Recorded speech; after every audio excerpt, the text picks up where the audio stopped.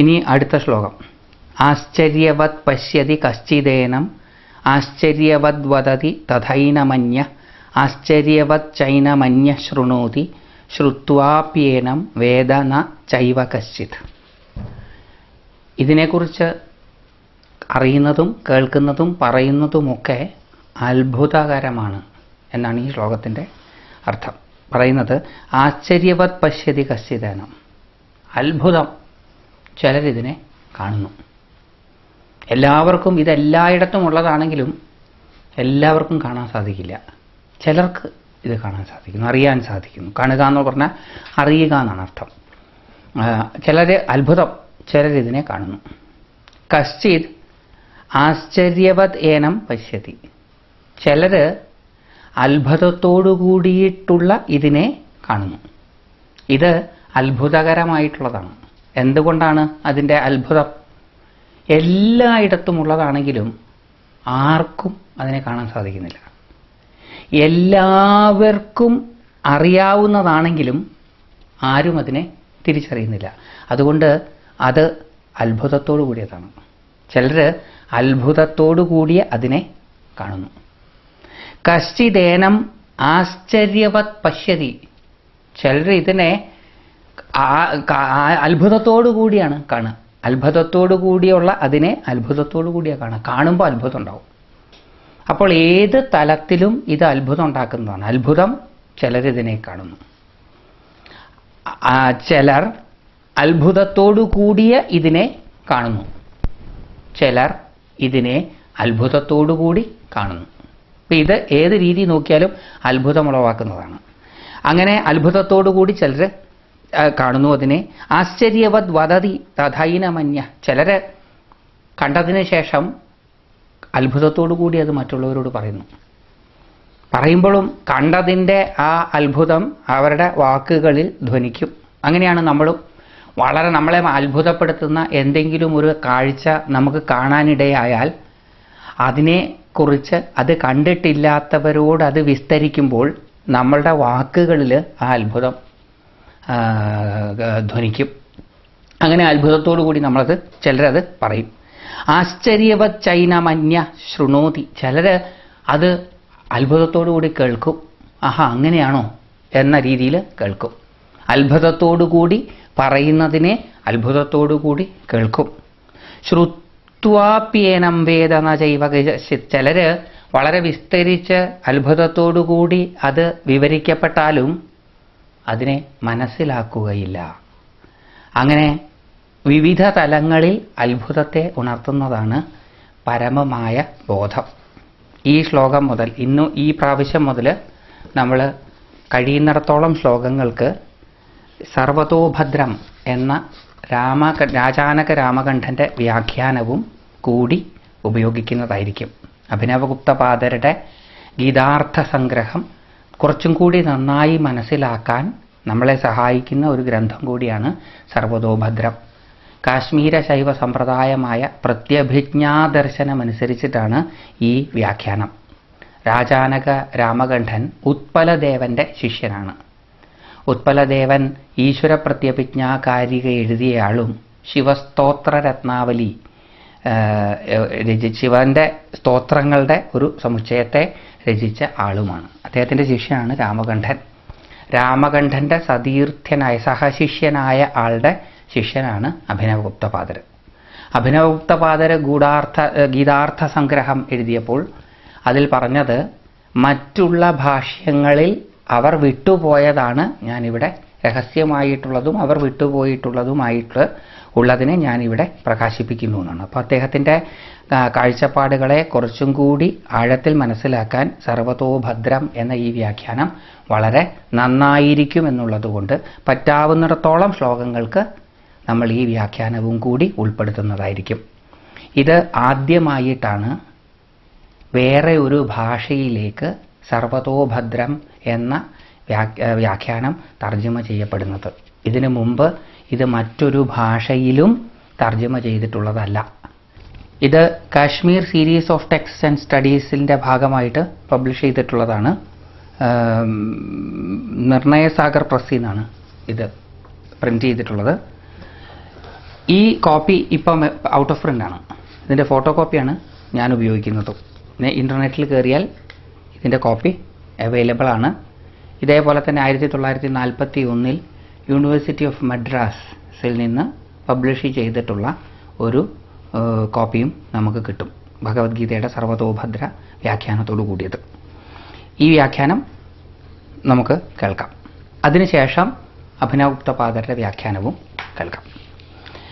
ഏനം ആത്മാനം യഥാപ്രതിപാദിത സ്വരൂപം.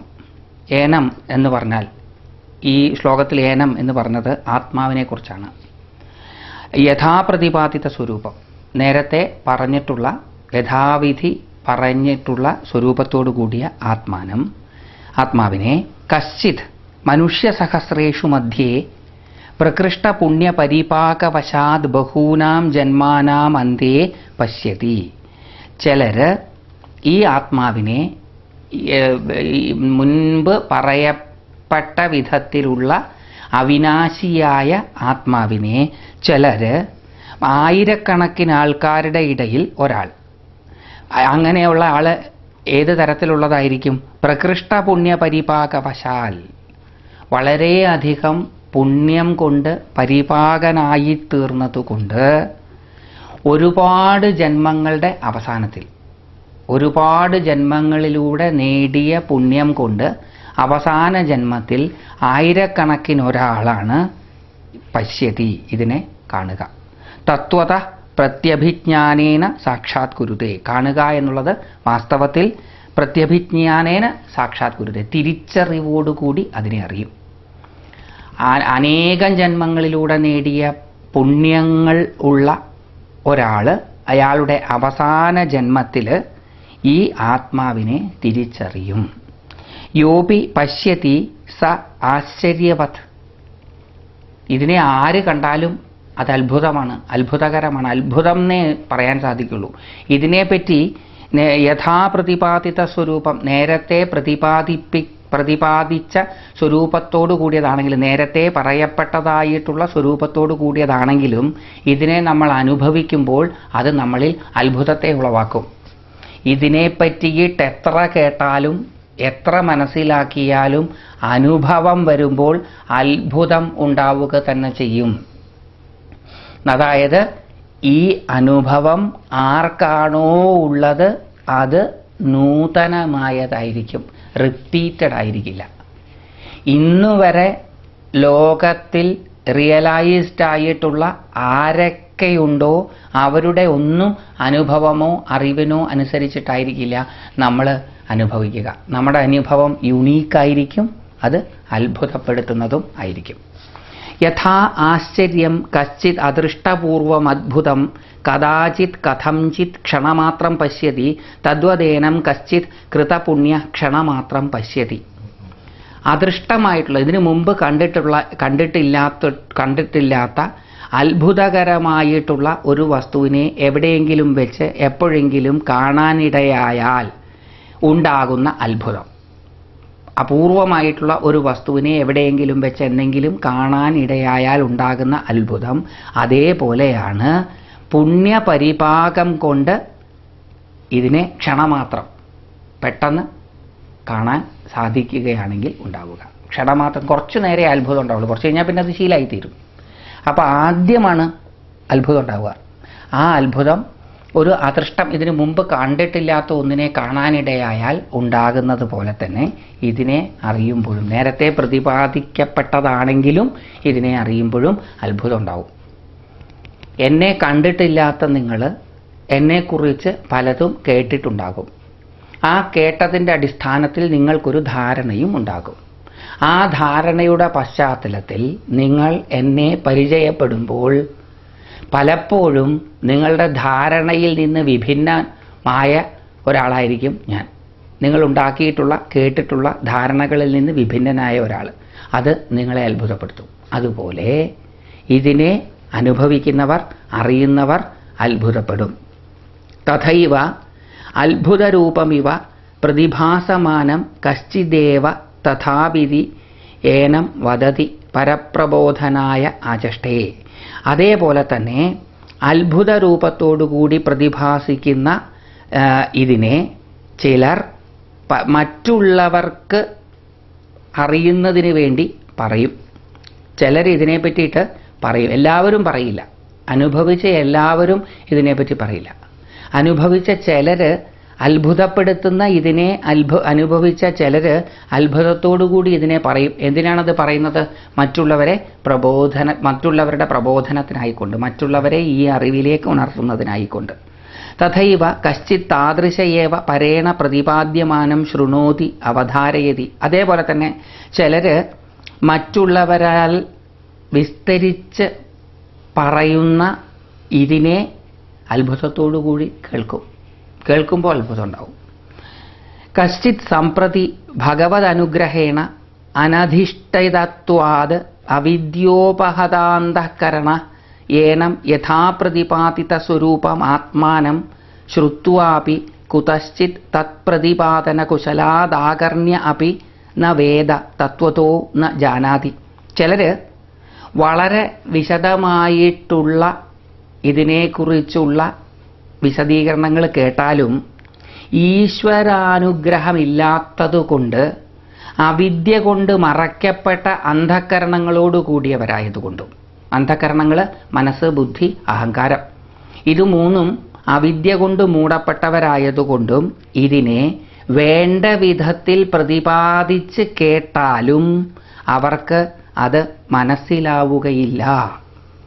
ഈശ്വരാനുഗ്രഹമുള്ളവർക്കു മാത്രമേ, ഈശ്വരാനുഗ്രഹമുള്ളതുകൊണ്ട് പരിശുദ്ധമായിട്ടുള്ള അന്ധകരണങ്ങളോട് കൂടിയവർക്ക് മാത്രമേ ഇത് അനുഭവിച്ചവരുടെ വായിൽ നിന്ന് വിസ്തരിച്ച് കേട്ടാലും മനസ്സിലാവുകയുള്ളൂ.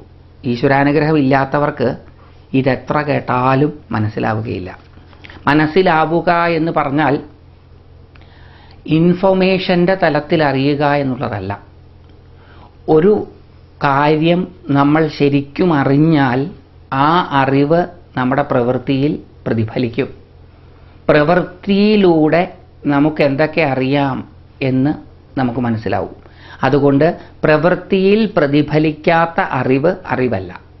അപ്പോൾ ഇതിനെ അറിഞ്ഞു എന്ന് പറഞ്ഞാൽ അത് നമ്മുടെ പ്രവൃത്തിയിൽ പ്രതിഫലിക്കും. സച തഥാവിധോ അനുപദേശ്യ ഏവ. ഈശ്വരാനുഗ്രഹമില്ലാത്ത ഒരാൾക്ക് ഇത് ഉപദേശിച്ചു കൊടുക്കാനും പാടില്ല. ഇപ്പം എങ്ങനെയാണ് ഇത് ഈശ്വരാനുഗ്രഹം ആൾക്കുണ്ടോ ഇല്ലയോ എന്നറിയാം? ഒന്ന് ഉപദേശിച്ച് നോക്കുക. താല്പര്യപൂർവ്വം ഇത് കേൾക്കണമെന്ന് ആഗ്രഹിച്ച് വരുന്നവർക്ക് ഉപദേശിച്ചു നോക്കുക. ഉപദേശിച്ചിട്ട് മനസ്സിലാവുന്നില്ലെങ്കിൽ മനസ്സിലാക്കാൻ ശ്രമിക്കുക. എന്നിട്ട് മനസ്സിലാവുന്നില്ലെങ്കിൽ പിന്നെ ഉപേക്ഷിക്കുക. ഒരുപാട് അങ്ങനെ പ്രയത്നിക്കരുതെന്നാണ്. ഈശ്വരാനുഗ്രഹമുള്ളവർക്ക് മാത്രമേ ഇത് ഉപദേശിച്ചു കൊടുക്കാൻ പാടുള്ളൂ. ത്വം പുനർഭക്തി ശ്രദ്ധാദി ഗുണഗണ സൂചിത ഭഗവത് അനുഗ്രഹത്വാത് പാത്രമേവ ഏതത് തത്വോപദേശസ്യേതി അത്ര ഉദ്യുക്തോ ഭവേത്യർത്ഥ. ഭഗവാൻ അർജുനനോട് ഈ ശ്ലോകത്തിലൂടെ പറയാൻ ഉദ്ദേശിച്ചത്, അർജുനൻ ഭക്തി ശ്രദ്ധാദി ഗുണഗണങ്ങൾ കാണിക്കുന്ന ആളാണ്. അർജുനന് ഭക്തിയും ശ്രദ്ധയും തുടങ്ങിയ ഗുണങ്ങളുണ്ട്. എങ്ങനെയാണ് ഈ ഗുണങ്ങൾ ഉണ്ടാവുന്നത്? ഇത് എന്തിൻ്റെ സൂചനയാണ്? ഇത് ഭഗവത് അനുഗ്രഹത്തിൻ്റെ പാത്രമാണ് എന്നുള്ളതിൻ്റെ സൂചനയാണ്. ഭഗവത് അനുഗ്രഹത്തിന് പാത്രീഭൂതരായവർക്ക് മാത്രമേ ഭക്തി ശ്രദ്ധാദി ഗുണങ്ങൾ ഉണ്ടാവുകയുള്ളൂ. അപ്പോൾ ഒരാൾക്ക് ഭക്തിയും ശ്രദ്ധയും ഉണ്ടാകുന്നു എങ്കിൽ അയാൾക്ക് ഈശ്വരാനുഗ്രഹമുണ്ട്. ഭക്തിയും ശ്രദ്ധയും ഉണ്ടായ ഒരാൾ, ഈശ്വരാനുഗ്രഹമുള്ള ഒരാൾ ഏതത് തത്വോപദേശസ്യേതി അത്ര ഉദ്യുക്തോ ഭവേദിത്യർത്ഥ. അങ്ങനെ ഒരാൾ ഈ തത്വോപദേശ കേൾക്കുന്നതിനും അത് മനസ്സിലാക്കുന്നതിനും ഉദ്യുക്തോ ഭവേത്യർത്ഥ, അതിനുവേണ്ടി ഉദ്യുക്തനായി തീരണം. ശ്രദ്ധയും ഭക്തിയും ഈശ്വരാനുഗ്രഹം കൊണ്ടുള്ള ഒരാൾ ഇത് കേട്ട് മനസ്സിലാക്കാൻ താല്പര്യം കാണിക്കണം, മനസ്സിലാക്കാൻ ഉദ്യുക്തൻ ശ്രമിക്കണം. ഇതമത്ര താത്പര്യം, ഇതാണ് ഇതിൻ്റെ താല്പര്യം. ഇനി പറയാൻ പോവുകയാണ്. അസ്യ ആത്മനോ ഗുരുശിഷ്യക്രമേണ സ്വയം അനുഭവേന വാ സന്തു ജാതു കേചിത് പുണ്യഭാജ പ്രതിപത്താര. ചിലർ ഈ ആത്മാവിനെ ഗുരുശിഷ്യക്രമത്താലോ ഗുരു ശിഷ്യ പാരമ്പര്യത്തിലൂടെയോ സ്വയമോ അനുഭവിക്കും. പുണ്യഭാജനങ്ങളായ പുണ്യാധിക്യമുള്ള ചിലര് ഗുരുശിഷ്യക്രമത്താലോ സ്വയമോ ഇതിനെ അനുഭവിക്കും. പക്ഷേ കിംതു നിരന്തരാഭ്യാസ പരിശീലന വിശീർണ കൽപ്പ സകല വികൽപ്പാവരണതാം വിനാ അവൈമല്യേന സർവകാലമസ്ഥിരതയാ ച അസ്യ പ്രതിപത്തിമാത്രമിതി വിരളവിരളോ ലക്ഷേഷു ഏക. പൂർവകൃത പുണ്യം കൊണ്ട് പുണ്യാധിക്യം കൊണ്ട് ഗുരുശിഷ്യക്രമത്തിലോ സ്വയമോ ചിലരിതിനെ അനുഭവിക്കും. പക്ഷേ നിരന്തരമായിട്ടുള്ള അഭ്യാസ പരിശീലനം കൊണ്ട് ഇല്ലാതെയായി പോകുന്ന സകല വികൽപ്പ ആവരണങ്ങളും, വികൽപ്പങ്ങൾ നമ്മുടെ ബോധത്തിൽ നിന്ന് നമ്മളെ പുറത്തേക്ക് കൊണ്ടുവരുന്നത്, ബോധത്തിൽ തന്നെ നമ്മളെ വിശ്രമിക്കാൻ അനുവദിക്കുന്നത് നിർവികൽപ്പാവസ്ഥയാണ്. വികൽപ്പങ്ങളുണ്ടാകുമ്പോൾ, ആ ബോധത്തിൽ ചിന്തകളുണ്ടാകുമ്പോൾ നമ്മൾ ബഹിർമുഖരാകുന്നു. അങ്ങനെ നിരന്തരമായ പരിശീലനം കൊണ്ട് ഈ വികൽപ്പങ്ങളുടെ ആവരണത്തെ ഇല്ലാതാക്കണം. വികൽപ്പങ്ങളുടെ ആവരണത്തെ ഇല്ലാതാക്കിയാൽ മാത്രമേ ഈ ബോധം, ഈ അറിവിൽ പൂർണ്ണരായിട്ട് നിൽക്കാൻ സാധിക്കുകയുള്ളൂ. അപ്പോൾ ഇത് ഗുരുശിഷ്യക്രമത്തിൽ കേട്ടു മനസ്സിലാക്കിയാലും സ്വയം അനുഭവിച്ചാലും നിരന്തരമായിട്ടുള്ള അഭ്യാസവും പരിശീലനവും കൊണ്ട് ഇല്ലാതായ വികൽപ്പാവരണങ്ങളോട് കൂടാത്തവർക്ക് ഇതിൽ സ്ഥിരമായിട്ട് നിൽക്കാൻ സാധിക്കില്ല. അവര് വിമലരായിരിക്കാം, അതായത് മലത്രയങ്ങൾ ഇല്ലാത്തവരായിരിക്കാം അവർക്ക്. പക്ഷേ ഇത് സ്ഥിരമായിട്ട് ഇതിൽ ഉറച്ചു നിൽക്കാൻ പറ്റില്ല. അപ്പം സ്ഥിരമായിട്ട് ഇതിൽ ഉറച്ചു നിൽക്കണമെന്നുണ്ടെങ്കിൽ നിരന്തരമായിട്ടുള്ള പരിശീലനവും അഭ്യാസവും ഒക്കെ ആവശ്യമാണ്. പക്ഷെ ചിലർക്ക് നിരന്തരമായിട്ടുള്ള പരിശീലനം ഇല്ലെങ്കിലും ഇത് നിൽക്കും. അങ്ങനെ ഉള്ളവർ വിരളോ, വളരെ വിരളമാണ്. ലക്ഷേഷു ഏക, ലക്ഷത്തിൽ ഒരാൾ മാത്രമായിരിക്കും. ലക്ഷത്തിൽ ഒരാൾക്ക് ഇത് ഗുരുമുഖത്ത് നിന്ന് കേൾക്കുകയോ സ്വയം അനുഭവിക്കുകയോ ചെയ്താൽ അതിൽ സ്ഥിരതയോടുകൂടി നിൽക്കാൻ സാധിക്കും. പക്ഷേ ബഹുഭൂരിപക്ഷം ആൾക്കാർക്കും ഗുരുപാരമ്പര്യക്രമത്തിൽ ഇത് കേട്ടാലും സ്വയം ഇത് അനുഭവിച്ചാലും, ഗുരുക്രമത്തിൽ നിന്ന് കേട്ടറിഞ്ഞാലോ സ്വയം അനുഭവിച്ചാലോ, രണ്ടിലേതെങ്കിലും ഒരു വിധത്തിൽ അനുഭവിച്ചാലും അതിൽ സ്ഥിരകാലം എന്നും നിത്യമായിട്ട് നിൽക്കണമെന്നുണ്ടെങ്കിൽ നിരന്തരമായിട്ടുള്ള പരിശീലനം ആവശ്യമാണ്. അപ്പോൾ മലത്രയങ്ങളില്ലാത്തവർക്ക്, ചില മഹാഭാഗ്യവാന്മാർക്ക് ഇതൊന്ന് അറിഞ്ഞു കഴിഞ്ഞാൽ പിന്നെ അതിൽ നിൽക്കാൻ പറ്റും. മലത്രയങ്ങൾ ഏതൊക്കെയാണ്? ആണവമലം, മായികമലം, കാർമ്മികമലം. ഈ 3 മലത്രയങ്ങളോട് കൂടിയവരാണ്, ഈ 3 മലങ്ങളോട് കൂടിയവരാണ് നമ്മളെല്ലാം. പരമമായത് എല്ലായിടത്തും വ്യാപിച്ചു കിടക്കുന്നത് അല്പമായി തീർന്നു. അത് ആണവമലം, അത് ചെറുതായി തീർന്നു. അത് ചെറുതായി തീർന്നപ്പോൾ ഏകമായത് പലതായി തീർന്നു. ആ പലതായി തീർന്നത് മായ. പലതുണ്ട് എന്ന അവസ്ഥയിലേക്ക് എത്തിക്കുന്നത് മായ. മായ കാരണം, മായ എന്നുള്ള വാക്കിനർത്ഥം ഉണ്ടോ ഇല്ലയോ എന്നറിയാത്തതല്ല. മാ എന്ന് പറഞ്ഞാൽ അളക്കുക, യാ എന്ന് പറഞ്ഞാൽ നിയന്ത്രിക്കുക. അളവില്ലാത്തതിനെ, അനൽപമായതിനെ അളന്ന് സർവതന്ത്ര സ്വതന്ത്രമായതിനെ നിയന്ത്രിക്കുക. അങ്ങനെ അളന്ന് നിയന്ത്രിക്കുന്നത് മായ എന്ന് പറയുന്നത് പരമമായതിൻ്റെ സ്വാതന്ത്ര്യ ശക്തിയാണ്. പരമമായതിന് പൂർണ്ണ സ്വാതന്ത്ര്യമുണ്ട് എന്ന് നമുക്ക് പറയാൻ സാധിക്കുക അത് അസ്വതന്ത്രനാകാൻ സാധിക്കുമ്പോഴും അസ്വതന്ത്രനായതിന് ശേഷം വീണ്ടും സ്വതന്ത്രനാകാൻ കഴിയുമ്പോഴാണ്. പരമമായ ബോധത്തിന് പൂർണ്ണ സ്വാതന്ത്ര്യമുണ്ട് എന്ന് പറയാൻ സാധിക്കുക അസ്വതന്ത്രനാകാൻ സാധിക്കുകയും വീണ്ടും സ്വതന്ത്രനാകാൻ സാധിക്കുകയും ചെയ്യുമ്പോഴാണ്. അപ്പോൾ മാത്രമേ അതിൻ്റെ സ്വാതന്ത്ര്യം പൂർണ്ണമാവുകയുള്ളൂ. ആ പൂർണ്ണമായിട്ടുള്ള സ്വാതന്ത്ര്യ ശക്തിയാണ് മായയായിത്തീരുന്നത്. മായ കൊണ്ട്, തൻ്റെ തന്നെ സ്വാതന്ത്ര്യം കൊണ്ട് ഒന്ന് പലതാകുന്നു, ഏകമായത് അനേകമാകുന്നു. അനേകമാകുമ്പോൾ അത് മായ എന്ന മലത്തിന് വിധേയമാണ്. പലതുണ്ടാകുമ്പോൾ പ്രവൃത്തി വരുന്നു. ഇവിടെ നിന്ന് അങ്ങോട്ട് പോകണം, അവിടെ നിന്ന് ഇങ്ങോട്ട് വരണം, അത് ചെയ്യണം, ഇത് ചെയ്യരുത്, അങ്ങനെ പ്രവൃത്തികൾ ഉണ്ടാകുന്നു. പ്രവൃത്തികളിൽ നിന്ന് പ്രവൃത്തികൾ കർമ്മത്തിൽ നിന്ന് മലമുണ്ടാകുന്നു. അങ്ങനെ 3 തരത്തിലുള്ള അഴുക്കുകളാണ് നമുക്കുള്ളത്. ഒന്ന് ആണവം, മായികം, കാർമ്മികം. ഈ 3 മലങ്ങളും ഒരു പക്ഷേ ലക്ഷത്തിൽ ഒരാൾക്ക് ഈ അറിവ് ഗുരുശിഷ്യക്രമത്തിൽ പകർന്നു കിട്ടുമ്പോഴോ അല്ലെങ്കിൽ സ്വയം അനുഭവിക്കുമ്പോഴോ ഇല്ലാതെയാകും. അങ്ങനെ ഈ മലത്രയങ്ങൾ ഇല്ലാതെയായാലും ഇതിൽ സ്ഥിരമായി നിൽക്കണമെന്നുണ്ടെങ്കിൽ വളരെ വളരെ വളരെ വളരെ പുണ്യമുള്ള ഒരാൾക്ക് മാത്രമേ സാധിക്കുകയുള്ളൂ. അല്ലാത്തവർക്ക് നിരന്തരമായിട്ടുള്ള അഭ്യാസം, പരിശീലനം ആവശ്യമാണ്.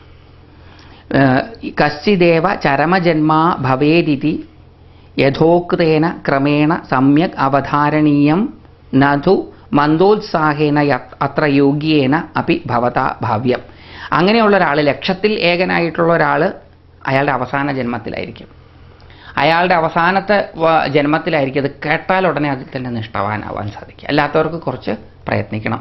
അവസാന ജന്മത്തിലേ ഇത് കേൾക്കുകയുമുള്ളൂ. പക്ഷെ അവസാന ജന്മമാണെങ്കിലും ചിലരത് കേട്ടാലും അതിൽ നിൽക്കാൻ സാധിക്കുന്നത് ലക്ഷത്തിലൊരാൾക്ക് മാത്രമാണ്. അപൂർവമായവർക്കേ ഇത് കേട്ടാൽ മനസ്സിലാവുള്ളൂ. ബാക്കിയുള്ളവർക്കൊക്കെ അഭ്യാസം വേണം. അഭ്യാസം 3 തരാണ് ശൈവ സമ്പ്രദായത്തിൽ. 1 ആണവോപായം, 2 ശാക്തോപായം, 3 ശാംഭവോപായം. ഇത് 3മല്ലാത്ത ഉപായമല്ലാത്ത ഒരു ഉപായമുണ്ട്, അനുപായം. ആ അനുപായം ആർക്കാണോ ഉള്ളത്, ആർക്കാണോ ശിവന്റെ അനുഗ്രഹം, പരമമായതിൻ്റെ അനുഗ്രഹം അത്യധികമായിട്ടുള്ളത്, അവർക്ക് ഉപായമൊന്നുമില്ലാതെ അതിൽ നിൽക്കാൻ പറ്റും. അല്ലാത്തവർക്ക് ആണവ, ശാക്ത, ശാംഭവോപായങ്ങളിൽ ഏതെങ്കിലും 1 അല്ലെങ്കിൽ 3 കൂടി ഉള്ള നിരന്തരമായിട്ടുള്ള അഭ്യാസം ആവശ്യമാണ്. ആണവ ഉപായം എന്ന് പറഞ്ഞാൽ ശരീരത്തെ കേന്ദ്രീകരിച്ചുകൊണ്ടുള്ള ഉപായം, പൂജ, ശരീരത്തിലെ ആധാരപത്മങ്ങളിലുള്ള ധാരണ, മന്ത്രജപം, പ്രാണായാമം, ഇതൊക്കെ ആണവോപായം. ശാക്തോപായം എന്ന് പറയുന്നത് ഭാവന ഉപയോഗിച്ചുള്ളതും ക്ലിയർ ആയിട്ടുള്ള ചിന്തകൾ, സത്തർക്കം ഉപയോഗിച്ചിട്ടുള്ളതും. അതായത് നല്ല ചിന്ത, സത്തർക്കം എന്ന് പറഞ്ഞാൽ നല്ല ചിന്ത, ഇൻറ്റ്യൂട്ടീവായിട്ടുള്ള ചിന്തകൾ ഉപയോഗിച്ചിട്ടുമുള്ള സാധന ശാക്തോപായം. അറിവിൻ്റെ തലത്തിൽ, ബോധത്തിൻ്റെ തലത്തിൽ നിന്നുകൊണ്ടുള്ള ഉപായങ്ങൾ ശാംഭവോപായം. ബോധത്തിൻ്റെ തലത്തിൽ നിന്നുകൊണ്ടുള്ള ഉപായങ്ങൾ, വഴികൾ ശാംഭവോപായം.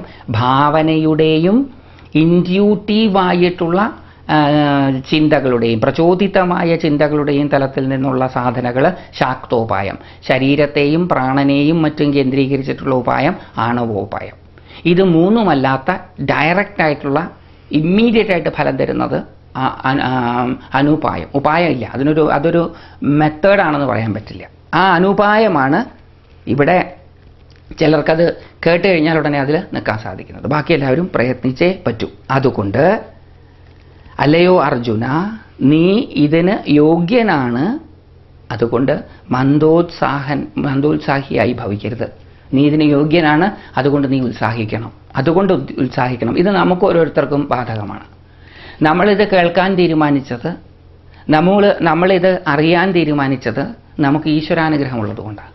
ഈശ്വരാനുഗ്രഹമുള്ളത് കൊണ്ടാണ് നമ്മളിത് ശ്രദ്ധിച്ച് മനസ്സിലാക്കാൻ ആഗ്രഹിച്ചുകൊണ്ട് കേൾക്കുന്നത്. നമുക്ക് യോഗ്യതയുണ്ട്,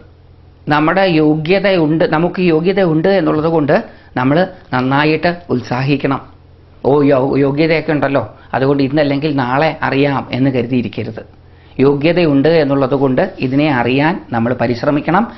പരിശ്രമിച്ചാൽ നമുക്ക് ഇത് മനസ്സിലാകും. ഇനി നമുക്ക് അഭിനവഗുപ്തപാദരുടെ വ്യാഖ്യാനം നോക്കാം. ഗീതാർത്ഥ സംഗ്രഹം എന്ന വ്യാഖ്യാനം. നനു യദ്യേവമയമാത്മാ അവിനാശി കിമിതി സർവേണ തഥൈവ ന ഉപലഭ്യതേ. ഈ അവിനാശിയായിട്ടുള്ള, നാശരഹിതമായിട്ടുള്ള ആത്മാവ്, ഇപ്പോൾ നേരത്തെ പറഞ്ഞതുപോലെ എല്ലായിടത്തും വ്യാപിച്ചു കിടക്കുന്ന ആത്മാവ് എന്തുകൊണ്ടാണ് എല്ലാവർക്കും ലഭിക്കാത്തത്? അതാണ് ആശ്ചര്യവത്, അത്ഭുതമാണ്. ചിലർക്കേ അത് ലഭിക്കുകയുള്ളൂ. ആർക്കാണോ അത് തന്നെ വെളിപ്പെടുത്തണം എന്ന് ആഗ്രഹിക്കുന്നത് ആ ആൾക്ക് മാത്രമേ അത് ലഭിക്കുകയുള്ളൂ. സാരസ്വത സൂക്തത്തിൽ, വേദത്തിലുള്ളൊരു സൂക്തമാണ്. ഋഗ്വേദത്തിലെ പല ഋക്കുകളും കോർത്തിണക്കിയിട്ടുള്ള ഒരു മനോഹരമായ സൂക്തമാണ് സാരസ്വത സൂക്തം. അതിലൊരു ഋക്ക്, ഒരു മന്ത്രമുണ്ട്. ഉദത്വ പശ്യന്ന ദദർശവാചം ഉദത്വ ശൃണ്വന്ന ശൃണോത്യനാം ഉദോത്വസ്മൈ തന്വാം വിസസ്രേ ജായേവപത്യ ഉശതീ സുവാസാ. ഉദത്വ പശ്യന്ന ദദർശവാചം. വാക്കിനെ കാണുന്നവൻ അതിനെ അറിയുന്നില്ല. നമ്മൾ ഒരുപാട് പുസ്തകങ്ങൾ വായിക്കുന്നുണ്ടാവും, നമുക്കൊരുപാട് കാര്യങ്ങൾ അറിയാം എന്നും നമ്മൾ ധരിക്കുന്നുണ്ടാവും. പക്ഷേ അത് പ്രവൃത്തിയിൽ പ്രതിഫലിക്കാത്തിടത്തോളം കാലം നമ്മൾ അറിഞ്ഞു എന്ന് നമുക്ക് പറയാൻ സാധിക്കില്ല. അപ്പോൾ വായിക്കുന്നവൻ, വാക്കിനെ കാണുന്നവൻ അതിനെ അറിഞ്ഞുകൊള്ളണം എന്നില്ല. ഉദത്വ ശൃണ്വന്ന ശൃണോത്യേനാം. ഒരുപാട് പേര് പലതും കേൾക്കുന്നുണ്ട്, പക്ഷെ കേൾക്കുന്നവർക്കെല്ലാം അത് മനസ്സിലായിക്കൊള്ളണം എന്നില്ല. വാക്ക് കേൾക്കുന്നവർക്ക് അത് മനസ്സിലായിക്കൊള്ളണം എന്നില്ല. ഉദോത്വസ്മൈ തന്വാം വിസസ്രേ ജായേവ പത്യ ഉശതീ സുവാസ. ഏതുപോലെയാണോ ഭർത്താവിൽ അനുരക്തയായ ഭാര്യ തന്നെ സ്വമേധയാ ഭർത്താവിന് സമർപ്പിക്കുന്നത്, അതേപോലെ വാക്ക് ആർക്കാണോ തൻ്റെ അർത്ഥം വെളിപ്പെടുത്തി കൊടുക്കണമെന്ന് ആഗ്രഹിക്കുന്നത് ആ ആൾക്ക് മാത്രമേ വാക്കിൻ്റെ അർത്ഥം കേട്ടാലും വായിച്ചാലും മനസ്സിലാവുകയുള്ളൂ. നമ്മുടെ ബുദ്ധി കൊണ്ടല്ല നമ്മൾ ഓരോന്ന് ഗ്രഹിക്കുന്നത്, മറിച്ച് ഈശ്വരാനുഗ്രഹം കൊണ്ടാണ്. ഈശ്വരാനുഗ്രഹമുള്ള ഒരാൾക്ക് മാത്രമേ ഇതറിയാൻ സാധിക്കുള്ളൂ. അല്ലെങ്കിലോ എല്ലാവർക്കും അറിയേണ്ടതാണ്, ഇത് എല്ലായിടത്തും വ്യാപിച്ചു കിടക്കുന്നതാണ്. യഥോ അത്ഭുതവത് കശ്ചിദേവ പശ്യതി. ഇതിനെ ചിലർ അത്ഭുതത്തോടുകൂടി കാണുന്നു. ശ്രുത്വാപി ന കശ്ചിദേനം ജാനാതി വേത്തി. ചിലർ ഇതിനെ കേട്ടാലും മനസ്സിലാവില്ല. അതുകൊണ്ട് ഇത് കേട്ടതുകൊണ്ട് കാര്യമില്ല, ഈശ്വരാനുഗ്രഹം ഉണ്ടാവണം. അപ്പോൾ കേട്ടാൽ മനസ്സിലാകണമെന്നുണ്ടെങ്കിൽ ഈശ്വരാനുഗ്രഹം വേണം, കേൾക്കുന്നതിൽ ശ്രദ്ധ വേണം, കേൾക്കുന്നതിനോട് താല്പര്യമുണ്ടാകണം. അങ്ങനെ കേൾക്കുന്നതിൽ ശ്രദ്ധയും താല്പര്യവും ഈശ്വരാനുഗ്രഹവും എല്ലാം ഉണ്ടെങ്കിലും നേരത്തെ അറിഞ്ഞതുപോലെയല്ല നമ്മൾ അറിയുക. നമ്മുടെ അറിവ് പുതിയതായിരിക്കും, അത് പൂർണ്ണമായതായിരിക്കും, അത് നമുക്ക് മാത്രം അറിയാവുന്നതാണ് ആയിരിക്കും. ഇത് എപ്പോഴും യുണീക്കായിരിക്കും, ഒരിക്കലും ഇത് പഴയതായിരിക്കില്ല. അതുകൊണ്ട് വേറെ ഒരാളുടെ അനുഭവത്തെ റിപ്പീറ്റ് ചെയ്യാൻ നമ്മൾ ശ്രമിക്കരുത്. രാമകൃഷ്ണ പരമഹംസരുടെയും രമണ മഹർഷിയുടെയും നിസർഗദത്ത് മഹാരാജിൻ്റെയും സ്വാമി ലക്ഷ്മൺ ജൂവിൻ്റെയും ഒക്കെ അനുഭവങ്ങൾ വായിച്ച് അത് റിപ്പീറ്റ് ചെയ്യാൻ നമ്മൾ ശ്രമിക്കരുത്. കാരണം ഈ അനുഭവം ഒരിക്കലും റിപ്പീറ്റ് ചെയ്യപ്പെടുന്നതല്ല. ഇതെപ്പോഴും പുതുതായിരിക്കും, ഫ്രഷായിരിക്കും, അത്ഭുതത്തെ ഉണർത്തുന്നതായിരിക്കും.